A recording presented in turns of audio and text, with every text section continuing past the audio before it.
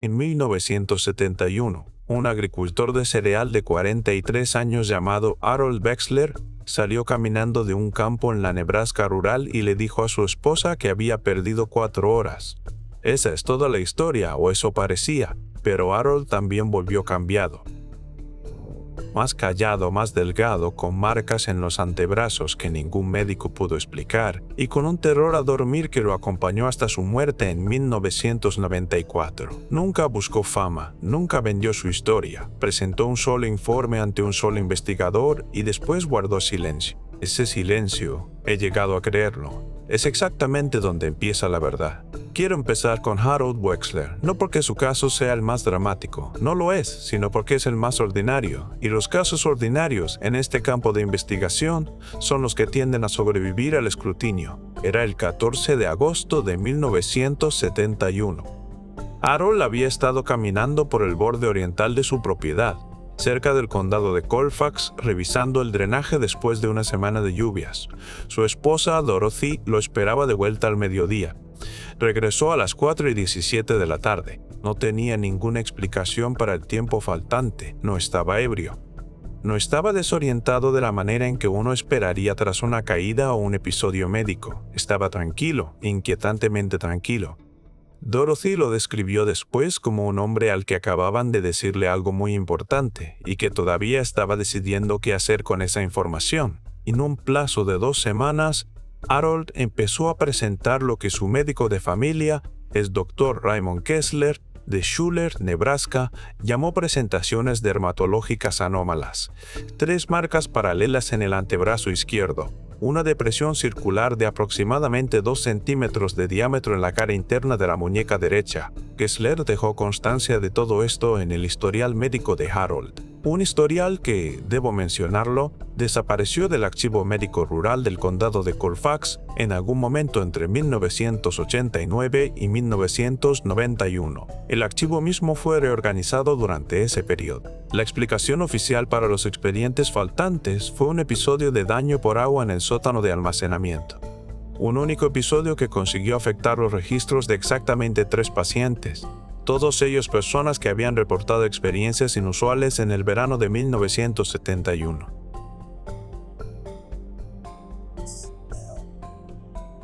Ahí es donde la explicación oficial empieza a adelgazarse.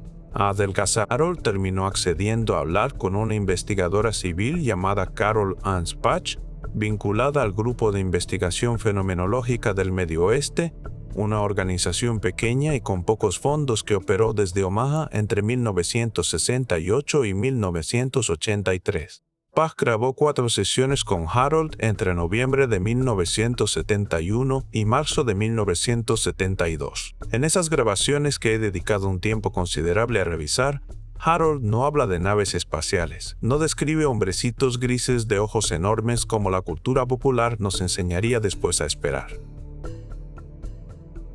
Describe luz, un tipo específico de luz, y describe un proceso. Estaban haciendo algo dentro de mí, dice Harold en la 3ª sesión. No cortando, no como una cirugía, más bien drenando, como si quisieran sacar algo de mí y estuvieran teniendo mucho cuidado de no derramarlo. Drenar. Esa palabra se me quedó grabada. Y a medida que fui avanzando en esto mucho más lejos de lo que pretendía, esa palabra empieza a aparecer una y otra vez, entre casos, entre décadas, entre continentes. Déjeme hablarle de una mujer llamada Ingrid Solberg. Oslo, Noruega, febrero de 1973. Ingrid era una maestra de escuela de 31 años que reportó un episodio de tiempo perdido durante un trayecto nocturno por la ruta 18 entre Drammen y Oslo. Describió haberse detenido para revisar lo que creyó que era un vehículo averiado en el arcén. Lo siguiente que recordaba era estar sentada en su coche, con el motor encendido. 2 horas y 40 minutos más tarde, sin ningún vehículo en la carretera y sin ningún otro coche a la vista. El caso de Ingrid fue documentado por el periodista e investigador aficionado noruego Torsten Blitt, que la entrevistó extensamente a lo largo de 1973 y 1974. Lo que Blitt registró y lo que acabó traduciéndose al inglés en una monografía de 1979 publicada por la Sociedad Europea de Experiencias Anómalas, resultaba llamativo no por su dramatismo, sino por su especificidad. Ingrid describió, bajo una forma de recuerdo guiado que Bliss le facilitó.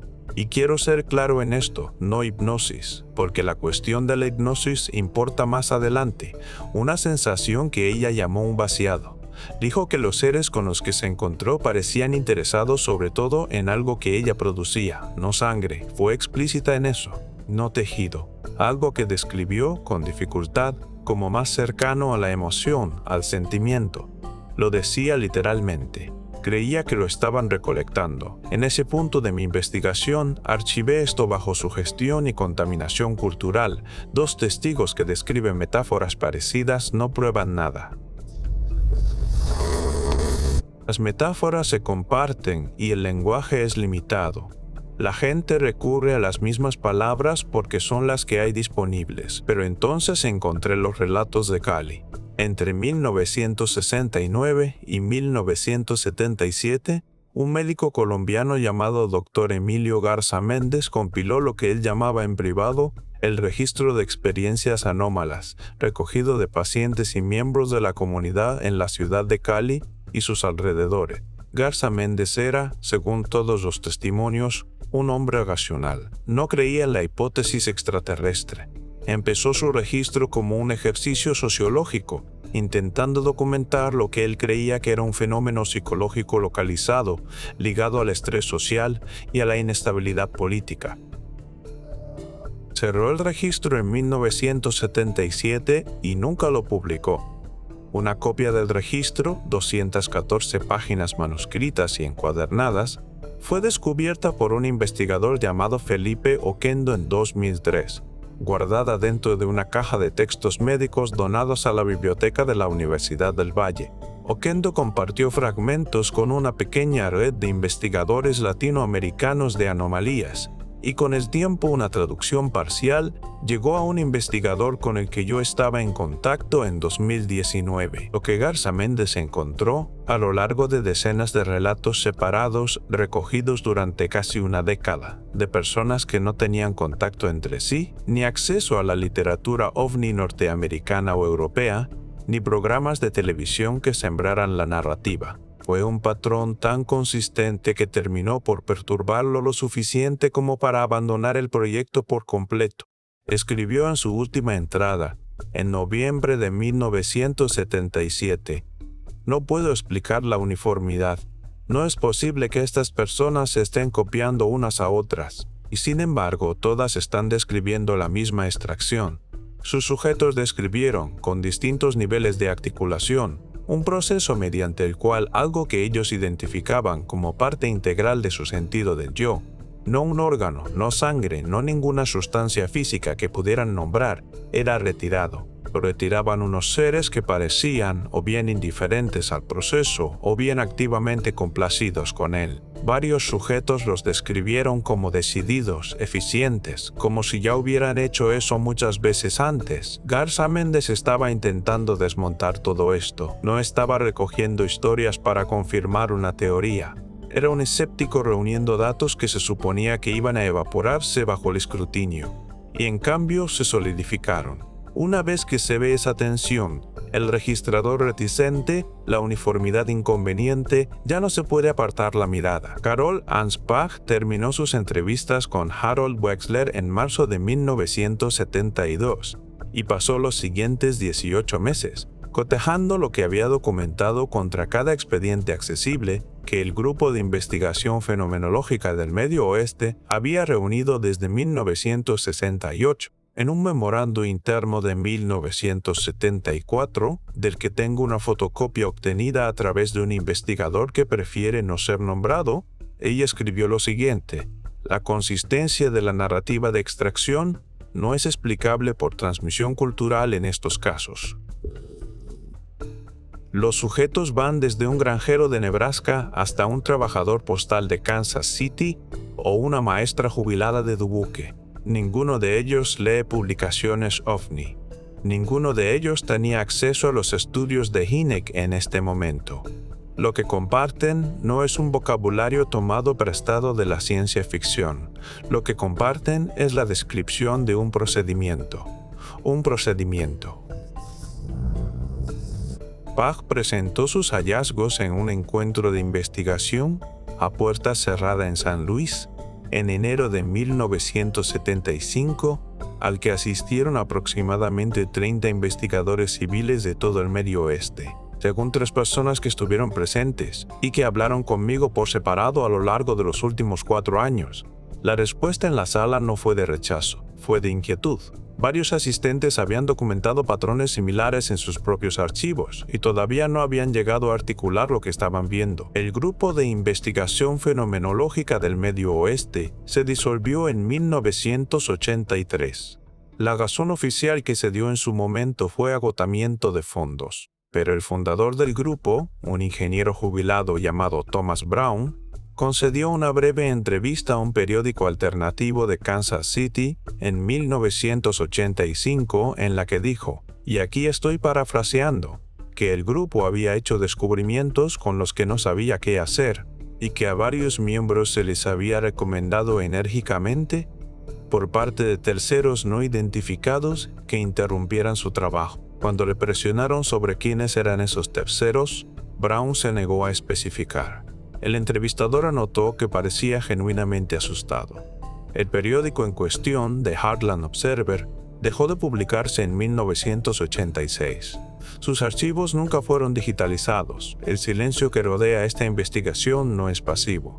Algo en esta línea concreta de indagación desaparece de manera constante. Archivos, organizaciones, personas, no destruidos necesariamente, sencillamente ausentes, reubicados hacia la inaccesibilidad, lo cual es casi peor. Aquí es donde tengo que ir más despacio porque lo que voy a describir suena en la superficie a ciencia ficción. Y quiero ser claro, no estoy respaldando una teoría. Estoy reportando lo que múltiples fuentes independientes, a lo largo de múltiples décadas y continentes, parecen estar describiendo. La literatura sobre abducciones, y uso esa palabra con plena conciencia de su carga, está dominada por relatos de examen físico, agujas, muestras de tejido, interferencia reproductiva. Eso es lo que se reporta y lo que se estudia. O eso es lo que la imaginación popular adoptó tras el caso Hill en 1961 y la posterior oleada de relatos de los años 70. Pero hay un subconjunto de relatos, más silenciosos, menos publicitados, más coherentes internamente, que describen algo distinto, algo que no encaja en el modelo del muestreo biológico. Y es a ese subconjunto al que pertenece Harold Wexler. En 2007, un profesor jubilado de psicología comparada llamado Dr. Wenli Hua, antiguamente de la Universidad Fudan de Shanghai, autopublicó una monografía titulada La fenomenología recurrente en los informes de contacto anómalo, un estudio transcultural. Tenía 340 páginas y vendió menos de 200 ejemplares. La encontré a través de una nota al pie en la bibliografía de otro investigador.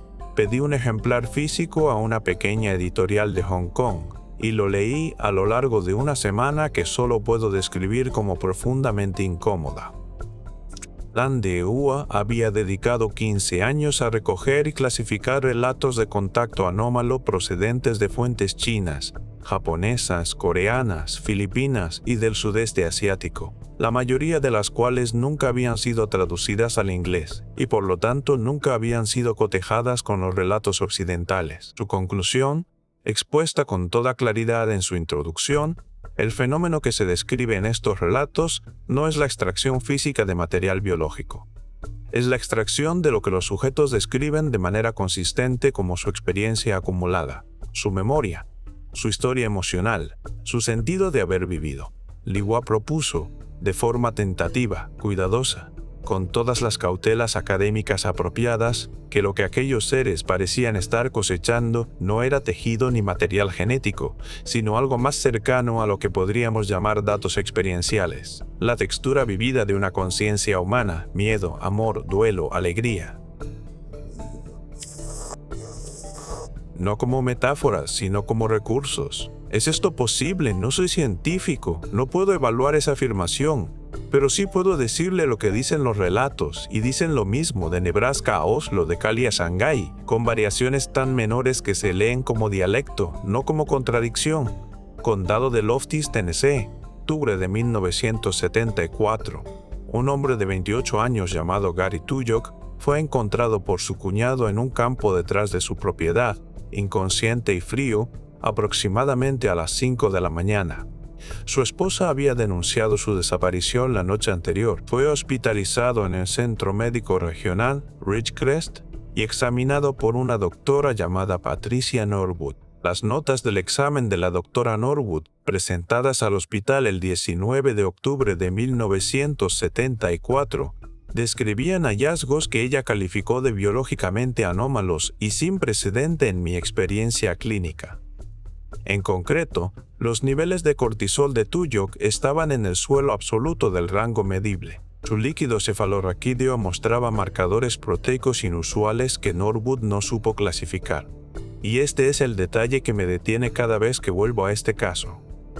Su región límbica, evaluada con las herramientas de exploración neurológica disponibles en 1974, mostraba lo que Norwood describió en sus notas como evidencia de un agotamiento organizado, no daño, no trauma, organización, como si aquello que hubiera ocurrido se hubiera llevado a cabo con intención y con precisión.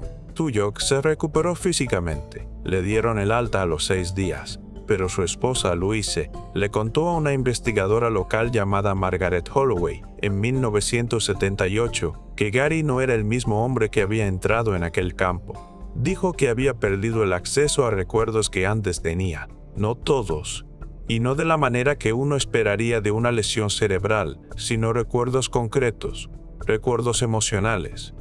Dijo que era como si hubieran retirado ciertos archivos dejando el archivador intacto. Las notas del examen de la doctora Norwood fueron solicitadas por Holloway en 1979, mediante una petición de registros públicos del estado de Tennessee. El hospital le informó de que los expedientes correspondientes no podían localizarse.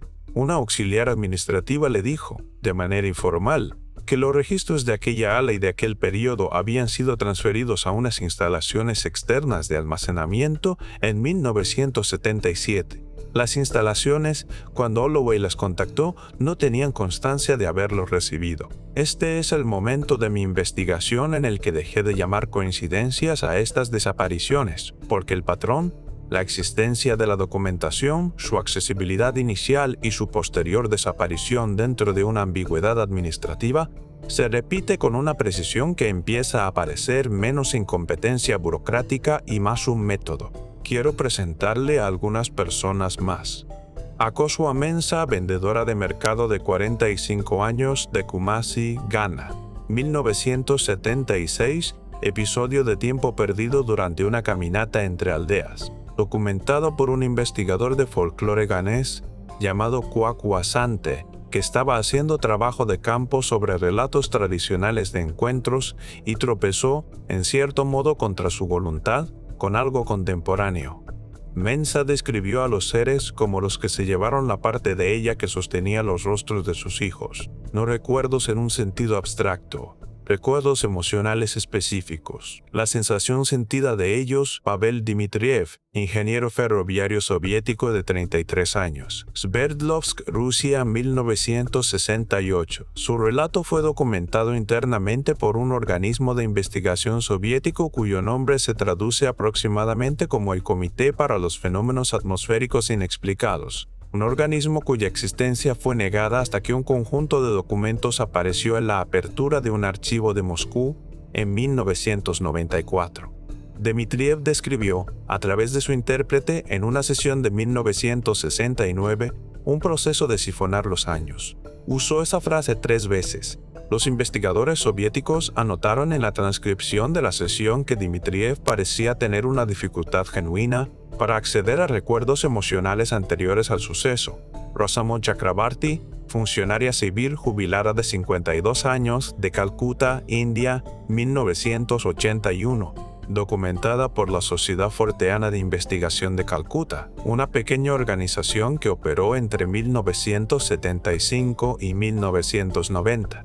Chakrabarti describió a los seres como si trabajaran con cuidado, de la manera en que trabaja un joyero. Dijo que parecían estar seleccionando, no llevándose todo, eligiendo. Estas personas no se conocen entre sí. No tienen un idioma común ni un marco cultural común para lo que describen, y sin embargo, lo que describen es, en lo esencial, el mismo suceso. No las mismas imágenes, no los mismos detalles periféricos, el mismo suceso. Eso es lo que no consigo explicar. Y cuanto más he profundizado en estos relatos, más descubro que ya no lo estoy intentando. Hay una disciplina dentro de la investigación de anomalías, practicada por un número muy pequeño de personas con la honestidad intelectual suficiente para aplicar rigor genuino a datos genuinamente extraños. Se llama fenomenología estructural de los relatos de contacto. No pregunta qué afirman los relatos, sino cómo están estructurados.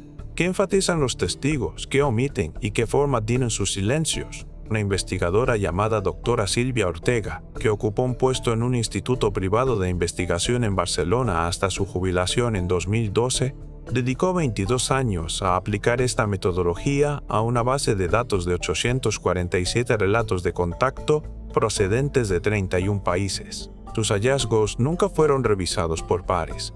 Los envió a 3 revistas. Fue rechazada las 3 veces por motivos que ella calificó de reflejos automáticos más que de objeciones sustantivas. Y finalmente publicó su análisis de forma privada en 2009. Ortega identificó lo que llamó la estructura del tributo involuntario en el 23% de los relatos de su base de datos. Es decir, relatos en los que el examen físico era secundario o directamente estaba ausente de la experiencia reportada, sustituido por lo que los sujetos describían como la extracción de un contenido no físico. Lo que hizo que el trabajo de Ortega fuera significativo y perturbador fue su observación sobre lo que los sujetos dejaban de reportar después. No lo que decían, lo que no podían decir. En relato tras relato, los sujetos de la categoría del tributo involuntario mostraban un déficit específico en el recuerdo emocional. Podían recordar los hechos de sus vidas anteriores al suceso, nombres, fechas, lugares. La arquitectura de la memoria permanecía.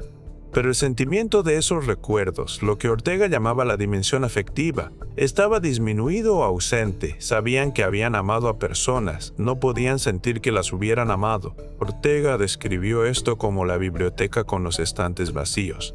La estructura está ahí, los libros ya no están.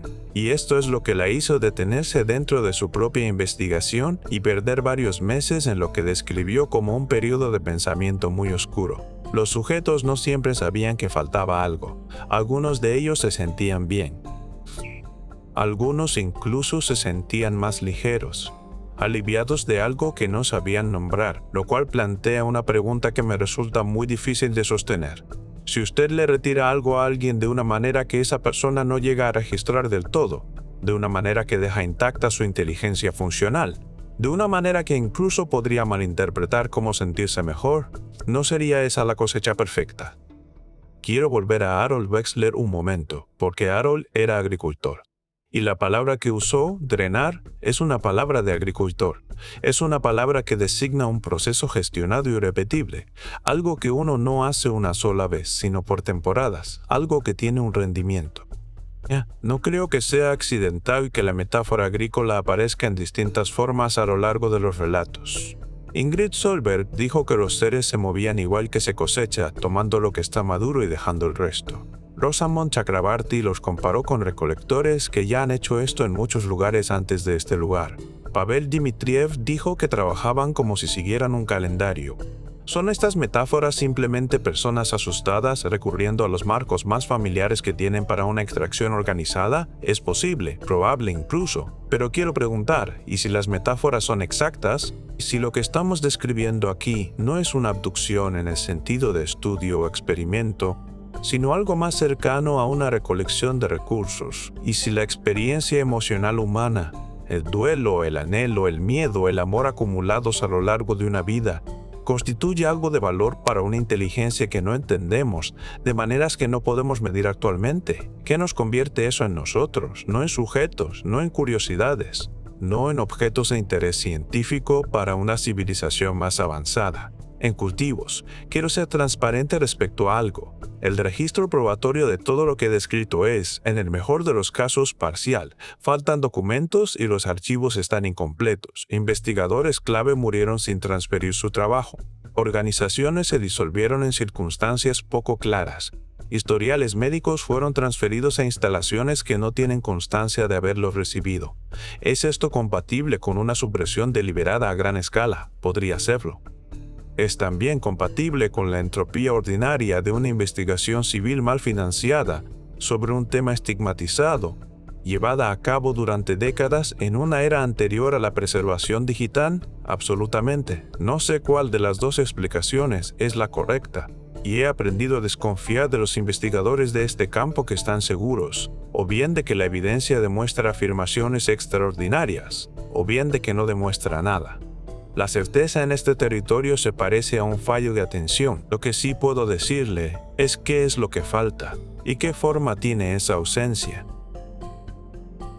En 1977, un investigador llamado Franklin Osei, que trabajaba en Accra, Ghana, afirmó haber compilado un registro de relatos de contacto de África Occidental que abarcaba casi una década, con especial atención a los relatos que coincidían con el patrón de extracción. Anunció ese registro en una pequeña conferencia en Lagos. Declaró su intención de publicarlo. El registro nunca se publicó. Osei murió en 1979. Su familia no tiene conocimiento de ningún material de investigación. El organizador de la conferencia, cuando fue localizado por un investigador que conozco en 2015, dijo que recordaba con claridad la presentación de Osei y que le había impactado, pero que nunca había conseguido localizar ningún material posterior.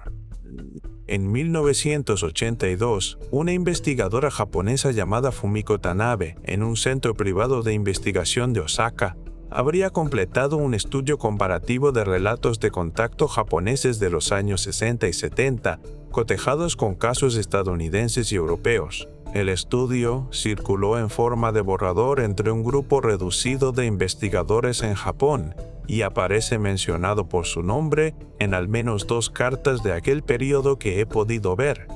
El estudio final no parece existir. Los antiguos colegas de Tanabe en el centro de investigación, contactados por un periodista japonés en 2008, declararon que no tenían conocimiento de ningún estudio semejante. En 1988, Carol Anspach, la mujer que documentó por primera vez a Harold Wexler, murió de un episodio cardíaco a los 61 años. Según varios testimonios, había estado trabajando en un manuscrito completo que recogía sus 20 años de investigación y cotejaba casos de múltiples países. O el manuscrito nunca ha salido a la luz. Su casa fue vaciada por un sobrino que donó la mayor parte de sus papeles a la venta benéfica de una iglesia local. Él no sabe qué ocurrió específicamente con sus archivos de investigación. Creía que un vecino se había llevado algunas cajas. El vecino se mudó en 1991. Registro, estudio, manuscrito, desaparecidos, no destruidos, no suprimidos oficialmente, sencillamente ausentes, ocupando el espacio donde debería haber evidencia, dejando solo la forma negativa de sí mismos, una sombra sin fuente. Hay un pequeño número de relatos, al borde de lo que puedo verificar, que sugieren que el fenómeno de la extracción podría no ser un suceso único por individuo. El propio Harold Wexler, en su última sesión grabada con Anspach en marzo de 1972, dijo algo que ella anotó en su resumen como algo que requería mayor investigación, pero que nunca tuvo seguimiento. Dijo: "No creo que esta haya sido la primera vez. Creo que simplemente no recuerdo las otras veces". Ingrid Solberg, en una conversación de seguimiento con Thorsten Blyth en 1976, 4 años después de su relato inicial, mencionó aparentemente de pasada que estaba experimentando una sensación que describió como una disminución programada, que sentía en ciertos intervalos que no podía definir con precisión un aligeramiento, la sensación de que algo que antes estaba presente ahora estaba ausente. Le preguntó a Blyth si otras personas habían descrito eso. Él no responde en la transcripción. La transcripción muestra un vacío de aproximadamente 40 segundos antes de que la conversación continúe sobre un tema distinto. ¿Qué se dijo en esos 40 segundos? ¿Se pausó la grabadora deliberadamente? He escuchado una parte de esa grabación. ¿La calidad es mala? ¿La cinta está degradada? No puedo resolver ese vacío. Pero sí puedo decirle que Blythe, que era un anotador metódico y prolífico, no dejó ninguna observación escrita sobre lo que Solberg había dicho. Y los silencios, lo he aprendido en esta investigación, suelen ser el lugar donde se encuentra lo más significativo. Si lo que estos relatos describen es real, o incluso parcialmente real, ¿cuáles son las implicaciones? No estamos tratando con una civilización que quiera nuestros recursos en el sentido convencional. No están interesados en nuestra agua, ni en nuestros metales, ni en nuestro código genético de manera aislada. Parecen estar interesados en algo que solo los seres humanos vivos generan y acumulan con el tiempo.